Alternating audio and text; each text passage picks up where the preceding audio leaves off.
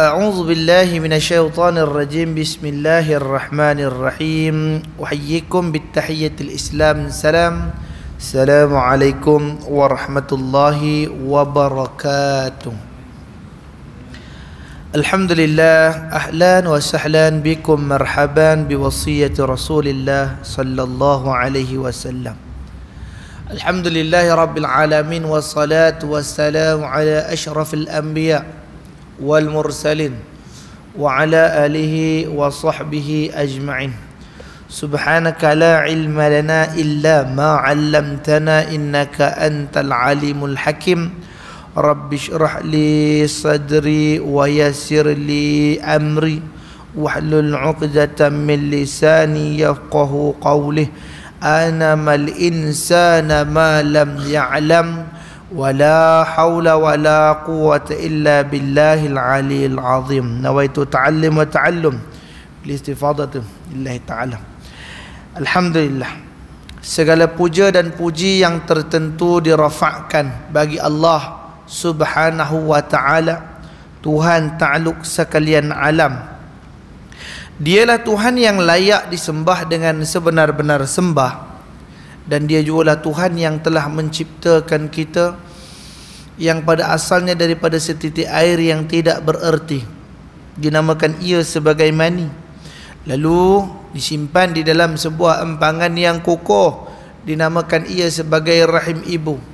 Dalam tempoh dan waktu yang ditetapkan, maka lahirlah kita ke dunia ini diiringi dengan nikmat-nikmat daripada Allah Subhanahu wa ta'ala. Dan sebesar-besar nikmat yang kita perolehi pada malam yang mulia ini adalah nikmat Islam dan iman. Selawat beserta salam ke atas junjungan besar kita Nabi Muhammad sallallahu alaihi wasallam, yang mana syafaat dan bantuan daripada baginda Nabi lah yang kita dambakan di akhirat kelak, ke atas ahli keluarganya, para sahabatnya dan orang-orang yang mengikuti jejak langkahnya. Alhamdulillah, syukur kita kehadrat Allah Ta'ala, pada malam mulia ni dapat lagi kita bertemu, berkumpul dan berhimpun di dalam rumah Allah Subhanahu wa Ta'ala, yang dinamakan ia sebagai Masjid An-Naim, Taman Seri Setia Teluk Intan Perak Darul Ridwan, bagi membicarakan sebuah kitab yang dinamakan ia sebagai Hidayatus Salikin fi Sulukil Maslakil Muttaqin, petunjuk jalan bagi orang-orang yang takut kepada Allah Subhanahu wa ta'ala. Dikarang akan dia oleh Syekh Abdul Samad Al-Palimbangi dan disunting dan disempurnakan oleh Syekh Ahmad Fahmi Zamzam Abu Ali Al-Banjari An-Nadwi Al-Maliki Hafizahullah Ta'ala Warru'ah. Maka sambung kita pada perbahasan bab yang ketiga pada menjauhi, bab ketiga pada menyatakan menjauhi segala maksiat yang zahir. Pada siri yang lalu telah kita membahaskan adab-adab menjaga segala anggota zahir itu. Yang pertama sekali iaitu menjaga mata, yang kedua menjaga telinga, yang ketiga menjaga lidah. Kita masih lagi pada perbahasan menjaga lidah, iaitulah pada apa yang disebutkan sebagai syahdan. Betul situ. Kalau guna yang buku terbitan Galeri Ilmu, muka surat 185, syahdan. A'udzu billahi minasyaitonir rajim. Bismillahirrahmanirrahim. Saya bacakan hadis Nabi dulu insya-Allah. Qala al-musannif rahimahullahu ta'ala wa bi'ulumihi fi kitabihi wa nafa'ani fid darainil amin. Dan sabda baginda Nabi sallallahu alaihi wasallam, iyyaka wal kadhiba fa innahu ma'al fujuri wa huma finnar. Takutilah oleh kamu akan berdusta itu, maka bahawa sesungguhnya orang yang berdusta itu beserta orang yang berbuat maksiat, dan keduanya itu berada di dalam api neraka. Dan sabda Nabi SAW lagi, innal kadhiba babun min abwabin nifaq, yang bermaksud bahawa sesungguhnya dusta itu satu pintu daripada beberapa pintu munafik. Ini penjelasan yang telah kita jelaskan pada siri yang lalu. Maka pada malam ini kita akan menyambung pada kalimat syahdan. Kata pengarang kitab rahimallahu ta'ala, syahdan, terkadang dusta itu jadi wajib dan terkadang dusta itu menjadi mubah, yakni harus. Kata pengarang kitab, kadang-kadang ada suasana ataupun situasi yang menjadikan penipuan itu sebagai suatu kewajipan, wajib berdusta, dan ada pula yang menjadi harus berdusta. Kata Piramli, bohong sunat. Rasulullah Ta'ala disebut bohong sunat. Tapi kata pengarang kitab rahimahullah Ta'ala, terkadang syahdan tu makna dia ambil perhatian. InsyaAllah saksikanlah, itu syahidah. InsyaAllah saksikanlah, ambil perhatian. Terkadang dusta itu menjadi wajib dan terkadang dusta itu menjadi mubah, iaitu harus. Dan misal yang wajib itu seperti ia berdusta sebab hendak melepaskan orang yang hendak dibunuh oleh orang yang zalim, atau melepaskan harta pertaruhan orang kepadanya daripada orang yang zalim, atau hendak memeliharakan harta orang muslim atau isteri orang muslim daripada hendak dizalimi oleh orang, padahal tiada lepas dan tiada terpelihara akan segala yang demikian itu melainkan dengan dusta, maka iaitu wajib ia berdusta. Baik, boleh menipu pada beberapa tempat yang daruriyah, iaitu seperti yang pertama kata dia apa tadi, iaitulah berdusta kamu sebab nak melepaskan orang yang teraniaya daripada kelakuan orang yang zalim. Contoh, ada satu orang ni orang baik, dikenali sebagai orang baik, dan kita tahu dia tu orang baik. Tiba-tiba ada gangster ataupun ada penjahat yang mengejar dia, kejar, nak dibunuhnya kawan tu. Maka kawan yang baik ini tadi pun menyorok di bawah meja ni, katalah bawah meja, dia lagi-lagi minta tumpang, dia nyorok bawah meja. InsyaAllah tiba gangster tadi, lalu dia kata, Ustaz, ada nampak tak ada satu orang baru lepas lari dekat sini. Padahal kita nampak dan kita tahu keberadaannya di mana.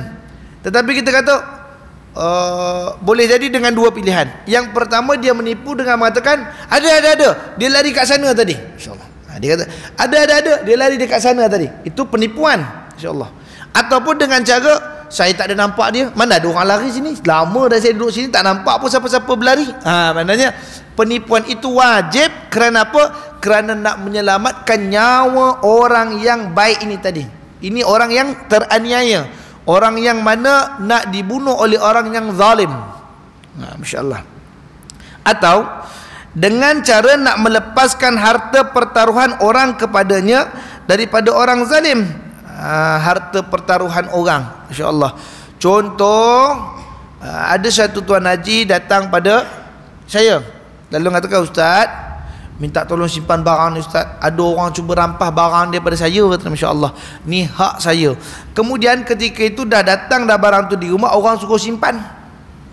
Lalu datang orang yang nak rampas barang tadi, kata, barang fulan ada dekat sini kan? Tak ada, kata dia, masya-Allah. Ataupun dia nampak barang tadi, itu bukan barang si fulan-fulan ke? Bawa sini balik. Apa yang nak balik? Aku dah beli, kata dia, masya-Allah. Dia tipu kerana nak menyelamatkan harta orang tadi daripada diambil oleh orang zalim. Seperti barang tu kalau jatuh pada tangan orang ini, sesuatu akan berlaku. Kita terpaksa melakukan penipuan lah. Maknanya jatuh barang itu pada tangan orang yang zalim. Apa makna zalim? Iaitu orang yang tidak meletakkan sesuatu pada tempatnya.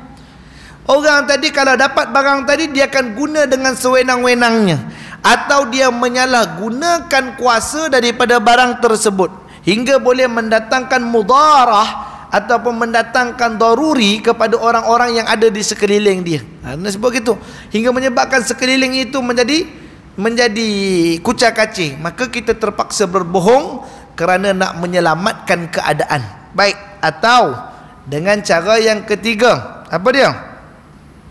Iaitulah hendak memelihara harta orang muslim atau isteri orang muslim daripada hendak dizalimi orang. Ini dia. isteri kawan tu kena tangkap dek komunis Allah Ta'ala anu. Dan kita terpaksa berbohong kepada itu komunis kerana nak menyelamatkan isteri orang Islam itu tadi. Ini suasana berlaku di saudara kita yang dahululah. Semoga Allah Ta'ala memberikan ganjaran yang baik dan berikan kelepasan yang baik buat mereka itu, saudara-saudara kita di Uighur. Masya Allah. Dahulu kan suami-suaminya dan orang-orang laki-lakinya ditangkap, lalu perempuan-perempuannya ditinggalkan dengan orang-orang Han. Masya Allah. Orang Han tinggal dengan mereka, duduk serumah dengan dia, dengan istilah kata tolong jaga, padahal memang dia menjaga betul. Hingga ada di antara orang-orang Uighur itu terpaksa melahirkan anak-anak orang Han. Masya-Allah Ta'ala. Jadi demikian rupa, jadi kita nak menyelamatkan isteri-isteri orang Uighur contohnya, kita terpaksa berbohong. Contoh kita mengatakan ini perempuan berpenyakit ke atau itu ke ini ke, walhal dia tak ada masalah. Kerana nak menyelamatkan, itu wajib hukumnya kita menipu. Jika tidak, itu yang kena ambil perkataan akhir ni, jika tidak ada jalan lain melainkan penipuanlah penyelesaiannya. Jika tak ada jalan lain, kalau penipuanlah penyelesaiannya, baru diwajibkan dia menipu tu tadi. Baik, maka wajiblah ia berdusta. Maka misal yang harus didustai itu seperti berdusta sebab hendak mendamaikan orang yang berkelahi, orang bergaduh dan orang yang berbantah-bantahan, atau mendamaikan antara dua istrinya dan barang yang sebagainya. Ini dia tipu yang diharuskan adalah kerana nak menyelamatkan dua orang yang sedang bergaduh. Itu sebab di dalam kitab Penawar Bagi Hati karangan Syekh Abdul Qadir Mandele, apa kata beliau dalam kitabnya dalam adab menjaga lisan, iaitulah dalam adab berbohong. Dalam berbohong ini ada perkara harus yang boleh dilakukan, iaitu seperti berbohong demi menyelamatkan dua orang, silaturahim dua orang yang bertelagah. Itu Nabi SAW sebut dalam kitab Riyadhus Shalihin apa? Izal taqa muslimaini bisayfayhima faqatil wal maqtul finnar. Kata Nabi, apabila bertemu dua orang laki-laki dengan tangan mereka setiap seorangnya mempunyai pedang, lalu mereka menghunuskan pedang itu di antara satu sama lain, faqatil wal maqtul, yang terbunuh dan yang membunuh, kedua-duanya masuk neraka.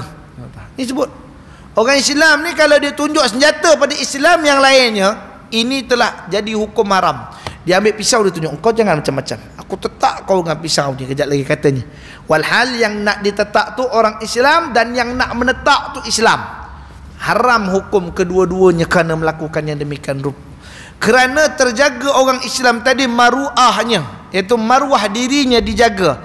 Jika mengangkat senjata itu terhadap kita, maka itu isytihar musuh namanya. Masya Allah. Itu sebab Nabi tak bagi izal taqa muslimaini, ini baru jumpa ni, izal taqa muslimaini bisayfayhima, pada tangan keduanya itu ada pedang, safe. Faqatil, yang terbunuh, wal maqtul, yang faqatil si pembunuh, wal maqtul yang membunuh. Faqatil yang membunuh, wal maqtul yang terbunuh, kedua-duanya masuk dalam api neraka Allah Subhanahu Wa Taala. Itu dia. Jadi kita nak mengelakkan dua-dua masuk neraka, jadi kita ambil langkah dengan cara berdusta yang harus kerana nak mendamaikan kedua-dua belah pihak. Anda ni salah faham ni, begini. Ataupun disebutkan, dia kata kerana mendamaikan antara dua isterinya. Dia kahwin banyak, Masya Allah, isteri dua, ada yang tiga, bergaduh macam madu tiga. Masya Allah Ta'ala anu. Jami nak mendamaikan ke isteri-isterinya tadi, diharuskan dia berbohong. Namun berbohong pada isteri itu tadi juga sebenarnya dikira salah. Ini kata Syekh Abdul Qadir Mandele.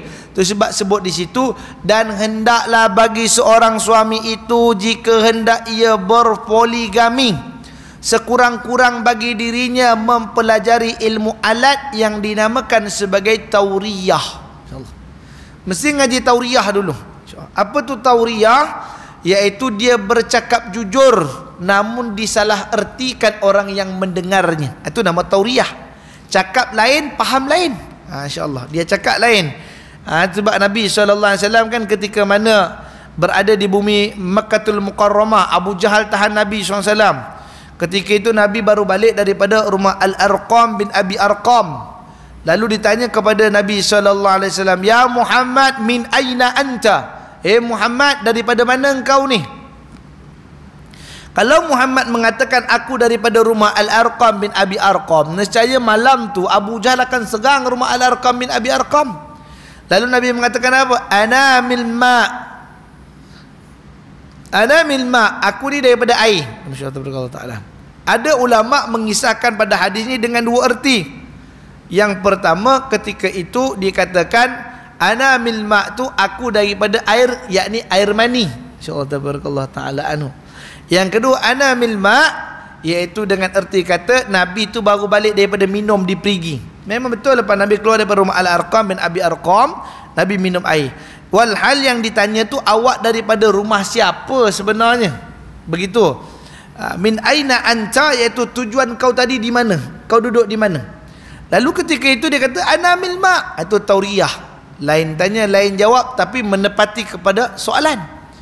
Ataupun sebagaimana berlaku kepada Imam Muhammad bin Idris Asy-Syafi'i rahimahullah ta'ala ketika membahaskan tauriyahnya. Bagaimana? Ketika di antara khalifah dan juga ulama, umara dan ulama ini tidak sependapat. Mereka bertelagah tentang perbahasan Al-Quran.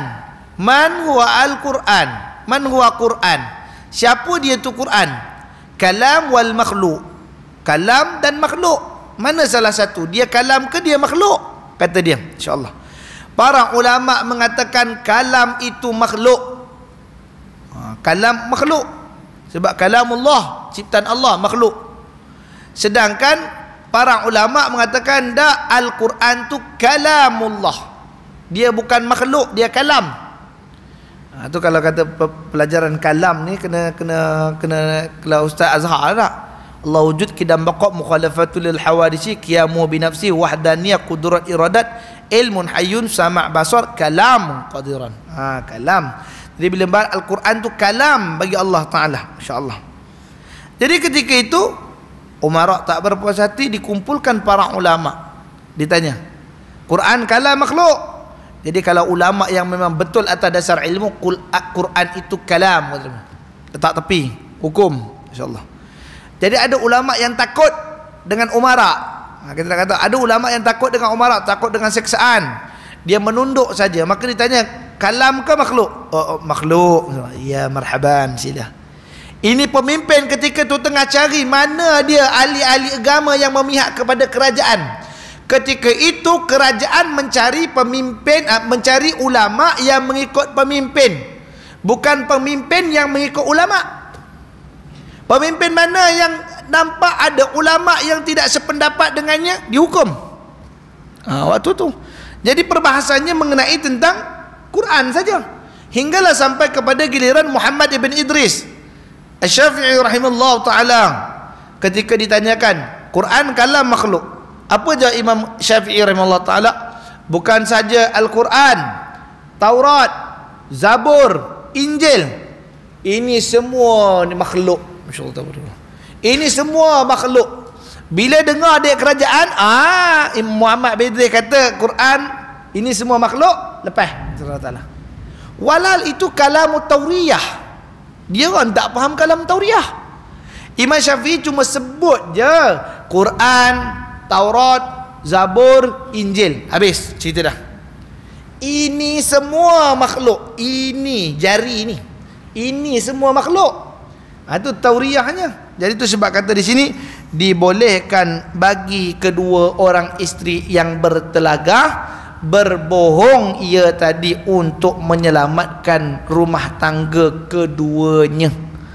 Jangan sampai abang awak ceraikan saya atau dia, pilih. Tak mau macam tu, tak mau tergadai salah satu daripada keduanya. Dan demikian itulah barang sebagainya. Maka jika tiada dapat yang demikian itu melainkan dengan berdusta, maka haruslah ia berdusta. Dusta ni apa dia? The last choice, pilihan yang terakhir. Kalau dengan berdusta lah baru dapat menyelamatkan, maka hendaklah dia berdusta. Tetapi jika kalau ada jalan lain selain daripada dusta, maka jalan lain itu dulu kena laksanakan sebelum daripada dusta. Macam orang telah melakukan langgaran ketika mana di dalam bulan Ramadan dia tak puasa, insya-Allah. Atau dia katakan, minta maaf dengan istilah, katakan dia bersetubuh di siang hari di dalam bulan Ramadan dengan sengaja. Maka dikehendaki bagi dirinya itu tadi untuk berpuasa selama 2 bulan berturut-turut. Kena puasa 2 bulan turut-turut. Oh, puasa Ustaz, contoh puasa ni macam susah sikit Ustaz, ada ringan sikit tak Ustaz? Bagi makan kepada fakir miskin, contoh ini kita skip sikit lah kata orang. Terus bagi makan pada fakir miskin, kata Masya Allah. Ketika kita yang itu boleh sebab dia orang kaya kan, Masya Allah. Itu boleh saya bagi makan pada orang miskin, kata Masya Allah. Tak boleh macam tu. Dia tak boleh barang lompat, dia bukan barang pilih. Kifarah dalam hukum fiqh tadi bukan barang pilih, dia barang pelaksanaan. Awak kena cuba dulu puasa. Dapat tak 2 bulan? Tak dapat 2 bulan. Setelah berusaha untuk berpuasa sebanyak 2 bulan itu tadi tak dapat, maka barulah berpindah kepada bagi makan tadi. Ini contoh, kita buat contoh begitu. Masya-Allah tabarakallah taala. Begitu dengan hal ni. Kalaulah ada jalan lain untuk mendamaikan dan dusta, lebih senang untuk damaikan. Yang mana lebih dahulu kena pakai? Jalan yang pertama ni, bukan penipuan ni, kena pakai dulu. Barulah boleh pakai jalan pendustaan itu tadi. Dan kata Al-Imam Al-Ghazali rahimahullahu ta'ala di dalam kitab Ihya Ulumuddin, itu sebab saya anjurkan kita yang sudah sampai waktu-waktu dewasa, umur-umur kita dah meningkat, bacalah Ihya Ulumuddin, insyaAllah. Kerana ia menenangkan hati kita, kerana ia menambahkan takut kita kepada Allah Subhanahu wa taala. Ihya Ulumuddin ni adalah kitab yang mendorong kita untuk berakhlak baik. Masya-Allah. Salah satu ulama dahulu ni, ulama dulu semua ambil Ihya Ulumuddin belaka. Hatta yang kita baca ni, yang kita baca pada malam hari mulia ini, kitab Hidayatus Salikin fi Sulukil Maslakil Muttaqin ini adalah syarah daripada kitab Bidayatul Hidayah. Yang mana Bidayatul Hidayah itu adalah cebisan daripada Ihya Ulumuddin. Begitu juga dengan kitab Penawar bagi Hati. Itu juga ialah cebisan yang diambil olahan daripada apa yang ditinggalkan oleh Imam Ghazali melalui kitab Ihya Ulumuddin. Maka kalau tak mampu untuk membaca Ihya Ulumuddin, sekurang-kurangnya kita membaca kitab Mukhtasar Ihya Ulumuddin, ringkasan Mukhtasar Ihya Ulumuddin. Masya Allah. Semoga Ihya Ulumuddin itu tadi, penghidupan kita terhadap agama tadi menjadi dengan apa yang dibimbing oleh Al-Imam Al-Ghazali rahimahullah ta'ala. Ini waktu untuk beramal, waktu untuk kita beramal. Tiap-tiap orang lain amalnya. Ada orang mungkin dia boleh bersedekah dengan nilaian yang banyak. Ada orang mungkin dia boleh bangun di tengah malam. Ada orang mungkin mampu untuk menginfakkan makanan. Ada orang yang mungkin mampu untuk membina sebuah tahfiz. Ada orang yang mungkin mampu untuk mengimarahkan masjid atau lain-lain orang. Jadi jangan kita merasa hairan dengan kebaikan yang ada pada diri kita, kerana boleh jadi orang lain juga ada kebaikan yang kita tak mampu untuk lakukan. Masya Allah. Jadi ini Imam Ghazali memesan dalam kitab Ihya, apa kata dia?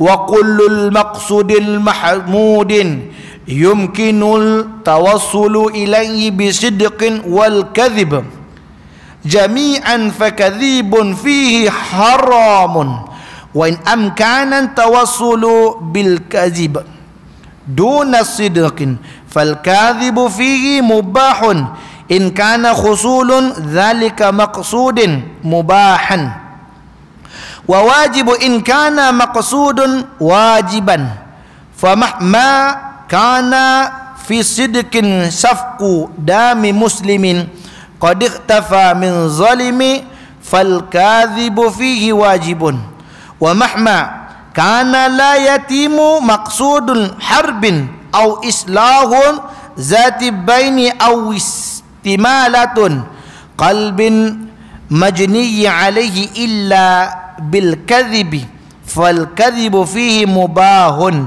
illa annahu yanbaghi an yahtariza minhum ma amkana. Insyaallah. Maksudnya, dan tiap-tiap maksud yang kepujian, yakni terpuji yang dapat sampai kepadanya dengan benar dan dengan berdusta bersamaan, maka berdusta di dalamnya itu haram. Dan jikalau dapat menyampaikan kepada maksud itu dengan berdusta tiada dapat dengan benar, maka berdusta itu mubah. Dan tiada maksud itu mubah dengan dan wajib berdusta jika dia maksud itu wajib. Maka misalnya yang demikian itu, manakala ada di dalam benar itu menumpahkan darah orang muslim yang bersembunyi daripada orang zalim, maka berdusta di dalamnya itu wajib. Dan manakala tiada sempurna maksud berperang sabil atau berperang dengan orang yang burah, iaitu golongan pelampau, atau mendamaikan orang yang berkelahi, yakni bergaduh, atau hendak mencenderungkan dan hati orang yang dilukai dan akan melainkan dengan berdusta, maka dusta yang demikian itu harus. Tetapi bahawasanya sayugionya dipeliharakan daripada berdusta itu barang sedapatnya. Itu dia. Wa kullul maqsudin mahmudin. Setiap maksud dan tujuan itu tadi baik, kata Imam Ghazali. Terpuji, mahmudiyah, terpuji dengan kebaikan. Yumkinu tawassuli ilaihi bisidqin. Kadangkala kebaikan itu boleh sampai dalam keadaan kita berjujur, kita menjadi orang jujur, baik. Dan ada kala wal kadhibun jami'an fal kadhibu fi haram. Dan ada kala dengan cara berdusta. Insyaallah. Ada orang yang terpaksa menipu untuk mendapatkan kebaikan bagi seluruh umat. Allah Taala terpaksa melakukan penipuan untuk kebaikan. Itu juga boleh kita kata mahmudiyah, iaitu barang yang terpuji. Dua-dua jalan boleh. Ada kepujian dengan sebab kejujuran, ada kepujian dengan sebab pembohongan. Insyaallah. Maka tetapi disebutkan dalam ini, maka berdusta di dalamnya itu hukum haram. Tak boleh berdusta sesuka-suka, seperti melawak-lawak kerana nak mengenakan orang. Tak boleh begitu. Contoh, tengah duduk-duduk, Abu balik kamu cepat. Ngapa? Rumah kamu terbakar, kata dia. Masya Allah. Dia mengakaikan kawan tu, rumah terbakar. Kawan tu beria nyetat motor, menolak motor, berlari balik. Tengok rumah elok je. Tak ada apa pun. Marah dek kawan ni, datang balik jumpa kawan tu. Kamu mengatakan rumah aku terbakar, aku balik tak terbakar pula tu. Saja nak tengok kamu macam mana reaksinya. Masya-Allah.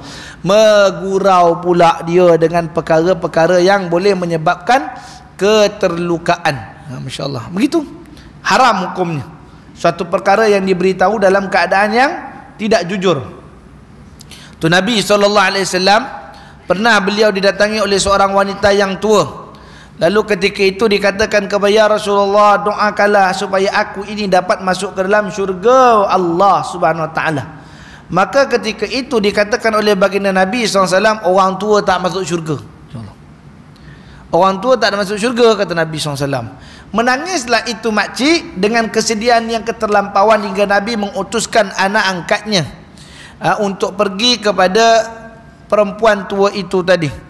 Lalu mengatakan kepadanya, katakanlah kepadanya, sesungguhnya orang perempuan tua tidak akan masuk ke dalam syurga, kerana mereka akan masuk syurga dalam keadaan muda. Maksudnya gitu. Gurau senda Nabi SAW itu kena dengan kejujuran. Ada orang nak bergurau tapi bohong, nak bergurau tapi berbohong.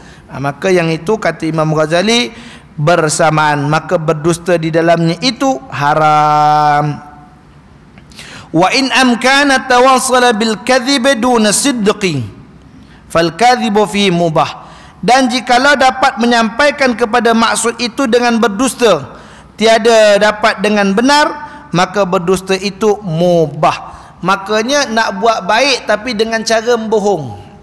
Dengan cara bohong. Tak ada jalan jujur. Boleh jujur tak? Tak ada. Kalau kita jujur dia tak bagi.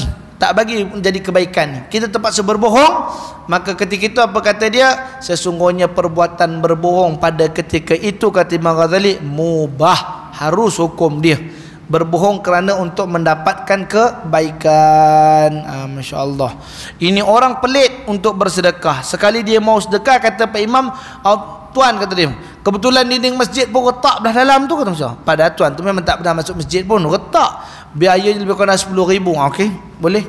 Walau terpaksa berbohong, tiada jalan kebaikan. Nak buat baik memang kata dinding elok lagi, elok dia tak derma, dia takkan derma dengan kejujuran tadi, maka terpaksa kita berbohong untuk mendapatkannya. Maka yang demikian rupa itu harus hukumnya. Baik. Maka berdusta itu mubah jika ada maksud itu mubah. Ada maksud tujuan tadi harus, untuk mendapatkan keharusan. Dan wajib berdusta jika ada maksud. Jika ada maksud itu wajib. Seperti apa? Seperti yang berlaku di dalam maqasid syari'nya. Hifzuddin, hifzun nafs, hifzun mal, hifzud dam dan sebagainya itu. 5 pemeliharaan tadi, 5 dalam hifz itu tadi tergolong.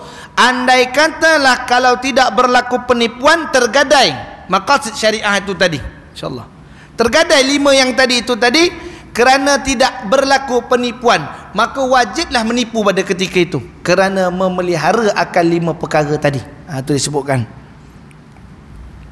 Maka misal yang demikian itu manakala manakala ada di dalam benar, iaitu menumpahkan darah orang muslim yang bersembunyi daripada orang zalim. Ni saya dah buat perumpamaan tadi dah, cuma petik balik saja, insyaallah taala. Dan juga manakala tiada sempurna maksud berperang sabil atau berperang dengan orang yang bughat. Man huwa bughat? Iaitu orang-orang yang khianat, orang-orang yang pelampau. Bughat. Insyaallah. Dulu saya ingat mufti wilayah persekutuan tahun 2008, ingat saya 2008 belum Dr. Zulkifli lagi kan, masya-Allah, Dr. Wan Ismail, Syekh Ismail, tak silap saya seingat saya lah beliau bahas tentang bughat, masya-Allah. Dan guru kita juga sebut tentang bughat ketika mana berada di Mesir dulu. Saya ingat perbahasan bughat kami ambil masa 3 bulan, cerita bughat je, masya-Allah, tentang pembinaan sahsiah, ataupun kita cerita tentang Allahumma salli ala siasah Islamiyah, tentang politik Islam. Bagaimana apabila berlaku dalam pengajian usuluddin, yang mengaji usuluddin, dia akan ada satu topik namanya wala wal barra, insyaallah. Wala wal barra itu satu topik, ada satu buku khas wala wal barra, dalam tu diperbahaskan tentang bughat, Allah Taala. Ini pengajian tinggi lah, biasanya kita pun jarang nak sebut cerita tentang bughat. Bughat ni ada golongan pelampau dalam menentang pemerintah, itu dipanggil gitu. Jadi ini dalam perbahasan ni apa kata pengarang kitab? Dan manakala tiada sempurna maksud berperang sabil, tak sempurna dikira perang sabil atau berperang dengan orang yang bughat, dengan golongan pelampau ini tadi, atau mendamaikan orang yang berkelahi bergaduh. Orang bughat ni boleh cerita lebih kurang begini, orang yang berpaling, seperti orang Islam yang pergi menentang golongan-golongan daripada pengikut Musailamatul Kazzab. Musailamatul Kazzab ni dia mengaku dia nabi. Tuhannya siapa? Allah. Tuhan Musailamatul Kazzab Allah. Namun dia cuma ubah title dirinya nabi. Pengikutnya kena sembah Allah juga, serupa. Insya-Allah tabarakallah. Ini pelampau nama dia, Allah Taala. Golongan-golongan yang ingkar dengan perintah al-bughat, insya-Allah tabarakallah taala. Dan mendamaikan orang yang berkelahi, orang yang katakan bergaduh, orang yang saling bergaduh, orang yang kata orang berlaga angin, maka kita damaikan dengan mereka. Hendaklah cenderung akan hati orang yang dilukai, atau hendak mencenderungkan akan hati orang yang dilukai, atau orang dalam keadaan kecewa, insya-Allah. Orang yang hatinya dalam keadaan sedih boleh menyebabkan dia depression, kan? Depression ke, ataupun dia orang yang nak bunuh diri. Orang yang diluka, hati terluka, kita berbohong kerana nak menyelamatkan diri dia, kerana nak menyelamatkan keadaan. Maka yang demikian itu apa kata dia? Maka yang berdusta dalam demikian itu hukumnya harus. Tetapi bahawasanya, ini yang paling penting, tetapi bahawasanya seyogia dipelihara daripada berdusta itu barang yang sedapatnya. Cubalah tuan-tuan berusaha untuk tidak menipu. Menipu ni sedap. Saya terang, menipu ni sedap. Bila berlaku satu penipuan, kata Sayyidina Umar Al-Khattab radhiyallahu an, bila berlaku satu penipuan akan datanglah penipuan yang kedua. Dan bila berlaku penipuan yang kedua, datanglah penipuan yang ketiga. Kerana apa? Kerana penipuan kedua tadi tujuannya untuk menutup penipuan yang pertama, dan penipuan ketiga untuk tutup penipuan yang kedua. Berlanjutan menipu itu tadi hingga yuharrimullahu dakhalal jannah, hingga diharamkan Allah Ta'ala mereka ni masuk syurga. Mana dalil Allah kata haram masuk syurga orang bohong Ustaz? Dalilnya Allah sebut dalam suratul Naba. Allah kata apa? Ba'da'udzu billahi minasyaitonir rajim. La yasma'una fiha lagwan wala kizaba. La yasma'u, kamu ni nak masuk syurga nanti, apa yang ada dalam syurga tu indah belaka. Hingga kamu la yasma', kamu takkan dengar sekali-kali lagwan, perkataan yang sia-sia, lagha, wala kizaba, dan juga penipu-penipu yang menipu. Penipuan tak kamu dengar dalam syurga. Kalau tidak ada penipuan, pasti tidak ada fa'ilnya. Kalau fa'il tak ada, takkan ada fa'il. Fa'ilnya apa? Menipu. Justru itu fa'ilnya pun takkan ada duduk dalam tu. Mana pelaku penipuan pun takkan ada dalam syurga. Kerana penipuan itu tidak berlaku di dalam syurga Allah Ta'ala.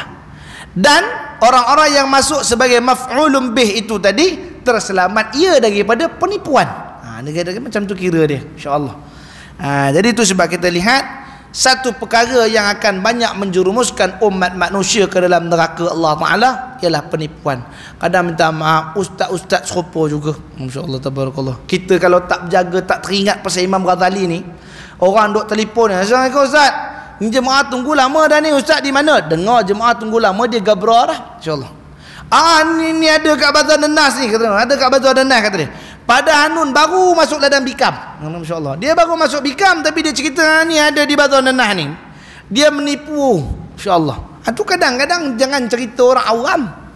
Dengan ustaznya pun terkena sekali. Tu kena banyak bertobat, kena banyak ingat Imam Ghazali tu. Masya-Allah, buka kitab-kitab Imam Ghazali, muhasabah. Masuk neraka sia-sia aja.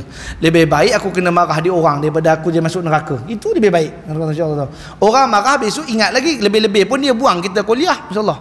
Kita pegang kata Ibn Taymiyah. Apa kata Ibn Taymiyah? Kalau orang buang aku, kata dia, Masya-Allah, aku berehat. Masya-Allah. Berehatlah orang buang aku, berehat, kata dia, Masya-Allah. Orang kata, ustaz hari ni cakap Ibn Taymiyah ni macam Wahabi ke maknya, Masya-Allah Ta'ala ni. Tak. Kalam yang baik kita ambil. Kalau orang penjarakan aku anggap aku tengah bercuti, kata dia, Masya-Allah. Kalau aku dipenjarakan, aku anggap aku tengah bercuti. Kalau orang buang aku daripada daerah, aku anggap aku sedang melancong. Masya-Allah. Itu aja.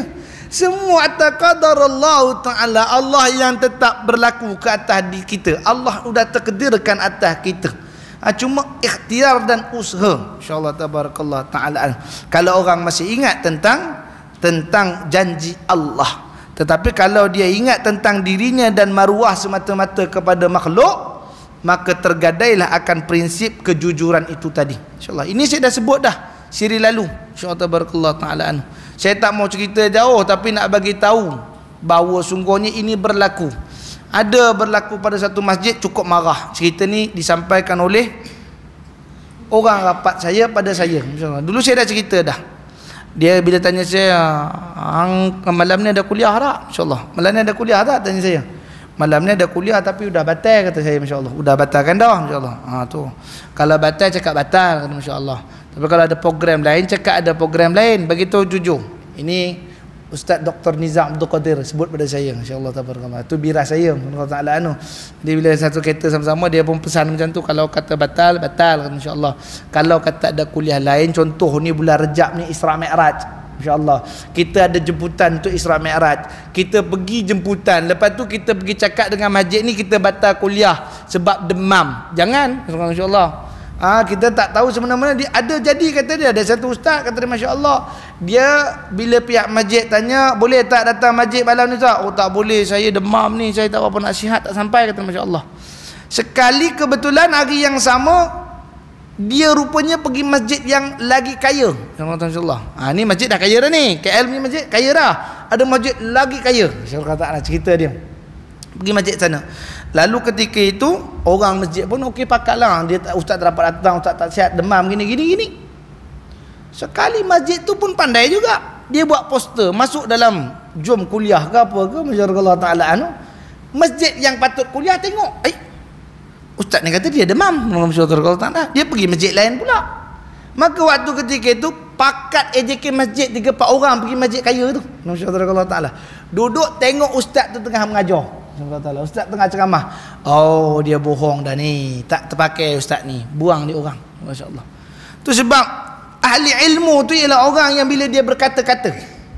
Allah sebut dalam Quran apa kata Allah Taala, ba'dzu billahi minasyaitonir rajim dalam surah Shaf ayat 2. Ya ayyuhalladzina amanu lima taquluna ma la taf'alun kabura maqatan 'indallah. Allah sebut gitu. Orang-orang yang beriman, lima taquluna. Kenapa awak cakap ya? Kenapa awak ungkap, tuan-tuan janganlah bohong, tuan-tuan sembahyanglah, tuan-tuan pergilah umrah, tuan-tuan sedekahlah, tuan-tuan bayarlah zakat, tuan-tuan puasalah. Ma la taf'alun. Tapi dia sendiri tak buat apa yang dia cakap. Apa dia dapat? Kabura maqatan 'indallah.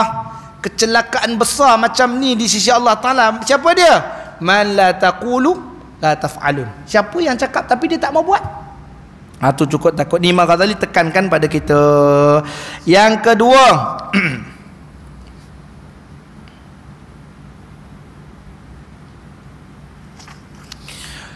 engkau peliharakan lidahmu daripada menyalahi janji. Tadi pertama topik dia menipu. Ini adab jaga lidah. Pertama bohong. Yang kedua iaitu mungkir janji. Insya-Allah. Ayatul munafikun salasah. Sebagaimana kata dia, maka hendaklah engkau sempurnakan tiap-tiap suatu yang engkau janjikan itu, dan jangan engkau menyalahi akan janjimu itu melainkan dengan sebab lemah atau sebab darurat. Kerana sabda Nabi SAW, salasun man kunna fi fahuwa munafikun. Ini berat sikit hadis ni. InsyaAllah tabarakallah ta'alaan. Wa in sama wa salla, man idza haddatha kadhiba wa idza wa'ada akhlafa wa idza tu'minan khan.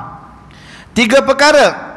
Barang siapa yang salah satu, barang siapa ada salah satu yang demikian itu di dalamnya, maka iaitu munafik. Dan jika ia puasa dan solat sekalipun. Allahu Akbar. Pertama, seorang yang apabila berkata-kata ia berdusta. Hak kedua, seorang yang apabila berjanji maka menyalahi akan janjinya. Yang ketiga, seorang yang apabila dipercayai oleh orang maka khianat dia akan dia. Allahu Akbar.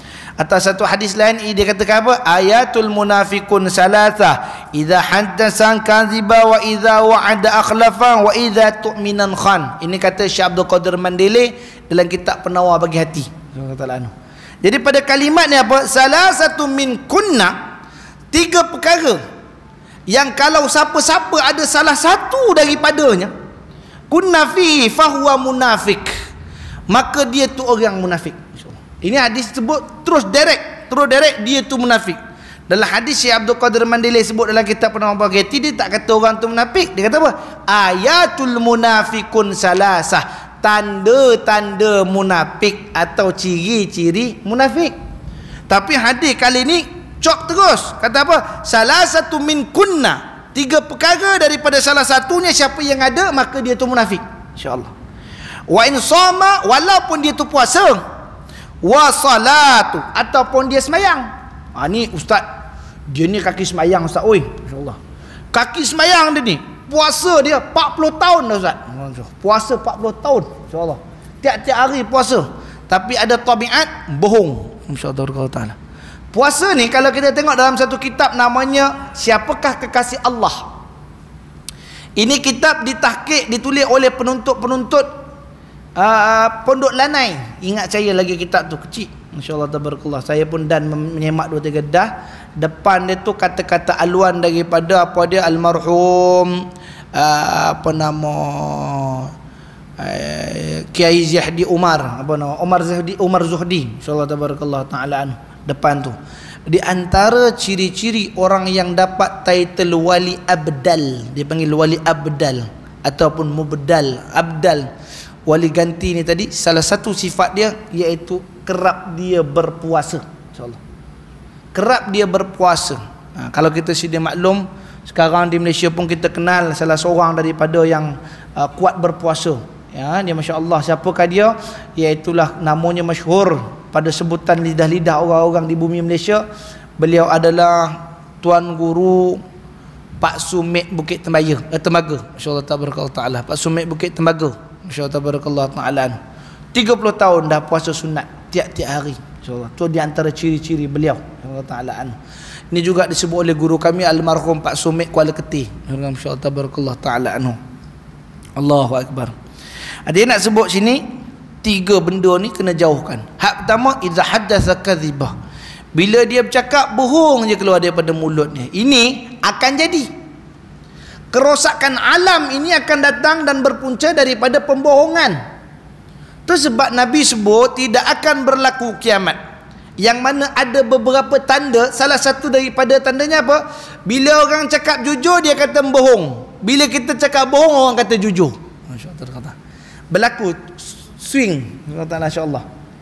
Dia cakap bohong ni, tahu tak Umar? Ya ke? Betul lah tu. Dia percaya barang bohong. Macam kita hari ni di media sosial kita tengah sibuk dengan isu coronavirus. Masya-Allah tabarakallah taala. SMS itu lebih cepat merebak daripada penyakit itu sendiri. SMS itu lebih cepat merebak. Penipuan itu pada zaman ini tidak berlaku pada lisan-lisan dan lidah, tapi dia berlaku pada batang-batang jari. Boleh jadi pada batang-batang jari. Al-yawma nakhtimu ala afwaihim wa tukallimuna aydihim wa tashhadu arjuluhum bima kanu yaksibun. Pada hari itu nakhtim, khatam, tutup, penutup akan mulut tadi, ditutupkan mulut tadi. Nakhtimu ala afwaihim, ini dipanggil Arab, dia panggil famun. Famun itu makna bibir. Afwaihim, bibir-bibir mereka.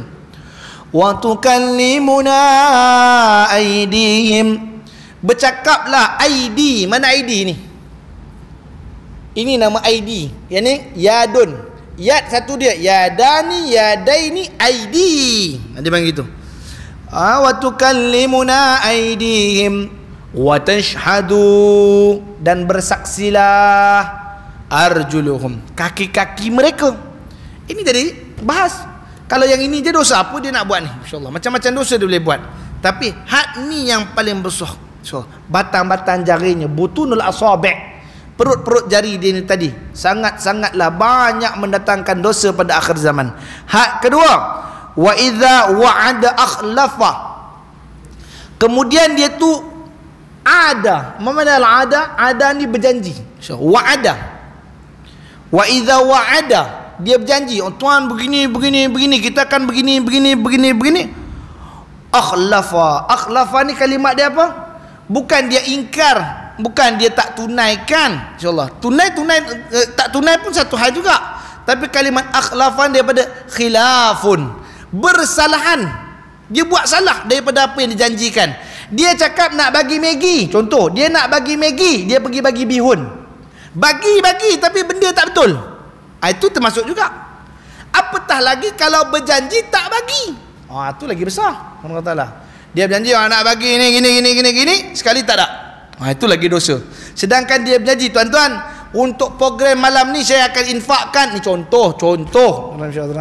Saya berjanji nak infak untuk malam Jumaat ni, kita hantar air Gau, kata masya-Allah. Air Gau. Masya-Allah taala anu, ini air daripada kampung Gau, Temeluh, Pahang, kata masya-Allah taala anu. Maka malam tu tiba-tiba dia hantar air spritzel. Masya-Allah anu. Hantar juga air, bukan mungkin janji kata kita, yang penting hantar air udahlah. Tak. Akhlafa, bersalahan dengan apa yang dia cakap. Itu sebab mana telitinya Nabi ketika mana menyampaikan hadis. Nabi tak kata wa iza wa'ada kadhiba, dan bila dia janji kemudian dia tipu. Nabi tak kata gitu. Nabi tak kata dia tipu. Kadzaba, Nabi tak kata dia kata kadzaba. Ataupun Nabi tak kata dia Allahumma salli ala sayyidina Muhammad, ketika dia berjanji la yaf'alu, dia tak buat. Nabi tak sebut gitu. Nabi kata wa idza wa'ada akhlafa, dia menyalahi daripada janjinya itu tadi. Hak tu pun kena. Apatah lagi kalau tak buat pada janji dia. Yang ketiga, wa idza tu'minu khana, apabila dia tu'min. Tu'min ni mana daripada kata amanu. Amanu tu apa? Imanan, percaya. Apabila tu'minu, tu'mina, dia dipercayai. Orang kata dia ni bagus, boleh percaya begini begini begini begini. Khan, khan ni kalimat apa? Khianat. Dia khianat daripada kepercayaan orang tu tadi. Maka hak tu kata Nabi SAW termasuk ia dalam kategori orang-orang yang munafik. Allah, muhasabah diri kejap ustaz. Oi, jangan suruh orang muhasabah. Ustaz ni kena muhasabah. Ada tak 3 penyakit tu nah, insya-Allah. Tiga-tiga ni ada dengan kita, kena ada. Tiga pekerjaan ni ada. Yang pertama bercakap, penceramah, dia bercakap. Kadang bohong, orang bukan tahu, oh ini ustaz, takkan ustaz nak bohong katanya. Gunakan nama ustaz, tak jadi juga. Tu sebab dia kena musabah. Aku ni banyak bercakap ni, yang ni yang depan ni kena bercakap. Aku ni banyak bercakap ni, jangan bohong. Yang kedua, idza wa'ada akhlafa, kadang dia berjanji, takut dia pusing janji dia tadi. Hak ketiga, idza tu'mina, ketika mana dia dipercayai, dia khianat. Ustaz, ini infak saya untuk pondok ustaz, tolonglah ustaz gerakkan dia, masya-Allah. Tiba-tiba duit tu ada dalam akaun bank pula untuk bayar kereta. Tak kena biar kalau tak anu. Ustaz ni duit ni ustaz untuk makan budak-budak sana, masya-Allah. Tiba-tiba duit tu melancong. Ini khana, khianat dipanggil dengan apa yang diumanahkan. Baik, nanti kita akan sambung yang ketiga, iaitulah mengumpat namimah, ghibah dan juga Allahumma salli ala Sayyidina Muhammad, Allahumma salli ala Sayyidina Muhammad, mengata tentang aib orang. Yang demikian rupa kita akan bahas pada siri yang akan datang, insya-Allah tabarakallah taala. Kita akan bahas tentang mengumpat, yang mana Imam Ghazali sebut ada 6 tempat dibenarkan mengumpat. Ini sama juga dikatakan oleh Syekh Abdul Qadir Mandele dalam kitab Penawar Bagi Hati, 6 tempat dibenarkan untuk mengumpat. Wallahu ta'ala a'lam. Taib. Jadi sebelum kita tangguh pada pengajian malam yang mulia ini, saya buka ruang soalan. Kalau ada yang ingin bertanya, falyatafaddal ma'jurah.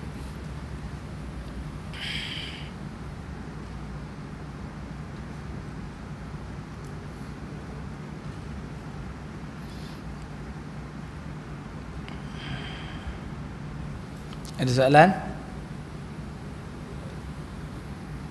Baik, kata ada soalan secara lisan, kita ada secara bertulis, masya-Allah. Soalannya, seseorang yang berdosa lalu dia mahu bertaubat. Sebelumnya dia banyak mengumpat. Ada tak cara lain untuk diampunkan dosa mengumpat selain memohon maaf kepada orang yang dia umpatkan? Dia nak minta maaf kepada orang yang dia umpat tetapi dia malu. Insya-Allah. Masa ngumpat tak malu, masa nak minta maaf malu. Masya-Allah tabarakallah. Ini perangai namanya, masya-Allah. Jadi ada cara lain tak? Tak ada cara lain. Sebab dia bersandar pada hadis Nabi SAW. Nabi kata, sesungguhnya al-ghibatu asyaddu minaz zina. Mengumpat itu lebih besar dosanya daripada berzina. Sahabat boleh, ya Rasulullah, macam mana jadi begitu? Sesungguhnya ada seseorang itu dia berzina lalu dia bertaubat kepada Allah, maka diampunkan Allah akan dosa-dosanya. Tetapi ada pula orang yang mengumpat kepada saudaranya lalu dia minta ampun kepada Allah, tidak diampuni Allah selama mana tidak diampuni orang yang diumpatnya itu tadi. Itu dia. Kalau kita baca hadis ni takut kita tak ngumpat dah. Kata masya-Allah tak berani nak ngumpat Ustaz. Oi, masya-Allah. Jadi nak tak nak untuk tebus dia kena juga hilang. Malu tu ada pada tempat dia. Kalau dia malu kerana kesalahan dia sendiri, tu ajaib. InsyaAllah. Kata kita ajaib hang yang buat malu tapi hang pula malu nak pergi minta maaf. Tak boleh. Dia dengan cara mesti minta maaf balik kepada si fulan yang kita umpatkan tadi. Jadi kalau persoalannya ada tak cara lain Ustaz? Kalau kita nak fikir cara lain, ada tak cara lain? Tak ada cara lain. Ulama bahas panjang. Memang kalau kita kata ada kawaid ataupun ada kaedah begitu dan begini, tak. Tapi pada hakikat perbahasan hadis kata tu guru kita tak ada. Kena jumpa balik, berlutut balik dengan dia, minta maaf. Dan minta maaf tu bukan minta seorang-seorang. Ini saya ingat apa kata Syekh Ismail bin Labaiti penanti, masya-Allah tabarakallah ta'alaan. Kata dia, kalau kita ni bercakap, contoh nak siapkan jambatan depan ni, katalah buat jambatan konkrit nak masuk ke Taman Serestia ni, ala kita kira dalam 50,000 je, masya-Allah. Tiba-tiba KRT tempatan kita pergi bayar pada orang tu, kita tak tahu berapa. Yang ni pergi buat cerita, tuan-tuan, tahu tak kenapa jambatan tu tak siap? Tak siap sebab kontraktor tu ambil 150,000. Padahal jambatan tu 50,000 je, kata dia, masya-Allah. Dia banyak makan duit kita, tertipu. Ni orang yang jenis bawa angin ni, kata dia, masya-Allah. Maka ketika itu takdirullah Subhanahu wa taala, dia dapat tahu amountnya bukan 150,000, amount dia cuma 100,000. Lalu ketika itu diterangkan, oh saya kena buat 100,000 ni. Kata cerita ustaz lah, saya ngata orang kan, kontraktor tu 150,000 dia ambilnya, tak logik betul, patut 50,000 aja. Saya cakap ada lebih kurang 40 orang dalam ni. Ni kata Syekh Ismail. Ketika itu satu hari saya kuliah, kontraktor yang buat jambatan tu ada dalam kuliah. Nanti makan sama-sama, lepas tu sembang. Kita pun baiklah, kata orang, macam mana jambatan tu, siap ke?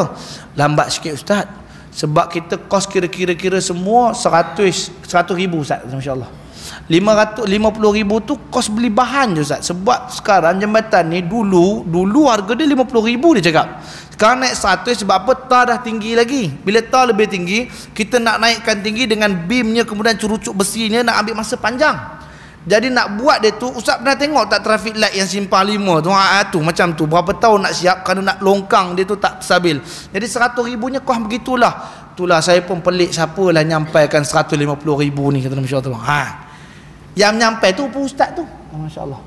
Ustaz tu pun dah tergamam gamaknya. Dia pun tuan kontraktor kata, masya-Allah, sebenarnya yang cakap 150,000 tu saya lah. Jadi saya nak minta maaf sungguh-sungguh lah. Sebenarnya saya pun tak tahu, ni baru tahu ni, minta maaf sungguh, kata dia. Andai kata dimaafkan Dik Cipulan tadi, belum sempurna, kata guru kita. Bagaimana cara nak minta maaf dengan dia? Kumpulkan balik 40 orang ni. 40 orang ni kena kumpul balik. Siapa yang dengar cerita daripada mulut dia tadi tu, mari kumpul. Dulu ada tak haji ni? Ada haji ni. Okey. Tuan-tuan sekalian, ini kontraktor buat jambatan sebelah saya, tuan-tuan. Hari tu saya cakap harga buat jambatan 150,000. Hari ni kontraktor datang bagi tahu saya 100,000. Jadi depan tuan-tuan saya perbetulkan balik cakap saya, kontraktor memang buat 100,000 dan mungkin masalahnya begini-begini. Di depan tuan-tuan saya minta maaf pada tuan kontraktor. Macam tu. Jangan terkurang satu orang sekalipun. Ada 40 orang, kemudian yang datang tu ada sakit, masya-Allah. Hari dia nak buat pengakuan tu, seorang tu dah mati. Udah mati ni, cerita macam mana gayanya, 40 tak cukup. Maka dipanggil warisnya sebagai ganti bapaknya untuk mendengarkan balik. Waris dia mana? Waris dia panggil. Kalau tak sanggup buat macam tu, jangan cari malu, kata orang, masya-Allah. Jangan ngumpat orang. Sebab hidup kita ni, masya-Allah, nak tengok diri kita pun kita tak tahu cerdik mana kita ni, masya-Allah. Kalau cerdik sangat kita, saya nak tanya pada hadirin yang hadir pada malam ni. Ni mungkin yang ada ni, mungkin masya-Allah bekal-bekal pengetua, bekal-bekal guru sekolah, orang besar, mesti orang pandai-pandai. Kalau kita tahu sungguh tentang alam ni, saya nak tanya, hari ni berapa kali mata kita berkelip? Mata kita ni berkelip dah berapa kali sehari sejak bangun tidur tadi? Jangan kata sepanjang hidup, bangun tidur tadi je lah. Berapa? Oi, jauh sangat. Tu jauh sangat. Dari habis sembahyang maghrib saya duduk sini, Assalamualaikum warahmatullahi wabarakatuh, sampailah ni. Berapa kali dah dia berkelip? Diri sendiri pun tak tahu. Diri sendiri pun dia tak tahu. Jantungnya berapa kali dia berdetak pun dia tak tahu. Sibuk nak nunjuk dia paling pandai. Man tawadu'an ilallah yarfa'ullahu darajat. Siapa letak urusan rendah diri dan tawaduk tu kepada Allah, Allah akan angkat derajat dia. Tu. Jadi kalau berani buat, berani tanggung lah kata orang, tak ada jalan lain. Ngumpat dah maaf, jazakallahu taala anu. Minta maaf tu dengan orang tadi. Lepas tu tobat kata orang Perak, tobat lahum dia tak buat dah. Insyaallah barakallahu taala kerana susahnya. Ini tunjuk kalau bersenang-senang ada cara lain, nanti dia ngumpat lagi, dia pergi buat cara lain. Ada lagi dia buat ngumpat lagi. Insyaallah taala dia tak ada dalam istilah kompromi pada perbahasan mulut kerana menjatuhkan maruah. Wallahu alam. Ada lainnya? Tak ada dah. Jadi tak ada, sekadar tu saja pada malam mulia ni. Salah silap tutur bicara saya apa saya sampaikan, kalau tak bertepatan murad kita pada Allah Jalla Jalaluhu Al-Azam, saya minta ampun. Barisan ayah dan ibunda rahmatullah taala sekalian, saya nyusun 10 jari, mohon maaf. Aku qauli hadza wa astaghfirullahal azim li wa lakum li sa'iril muslimin wal muslimat wal mu'minin wal mu'minat fastaghfiruhu innahu wal ghafurur rahim. A'udzubillahi minasyaitonir rajim. Bismillahirrahmanirrahim. Rabbana anfa'na bima 'allamtana, rabbi 'allimna alladhi yanfa'una, rabbi faqihna wa faqih ahlana wa qarabatin lana fi dinina malik qudri unsa wa dhakar. Allahumma iftah 'alaina futwal 'arifin ihdinas siratal mustaqim siratal ladzina an'amta 'alaihim minan nabiyyi wa siddiq wa syuhada wa salihin wa sunna ulaika rafiqa ya arhamar rahimin. Sallallahu alaihi wasallam Muhammadin nabil karim wa ala alihi wa sahbihi wa baraka wa sallam. Subhana rabbika rabbil izzati amma yasifun wa salamun alal mursalin walhamdulillahi rabbil alamin. Taqabbalallahu minkum. Wassalamualaikum warahmatullahi wabarakatuh. Dan kita tangguhkan dengan tasbih kafarah dan wallah subhanallah.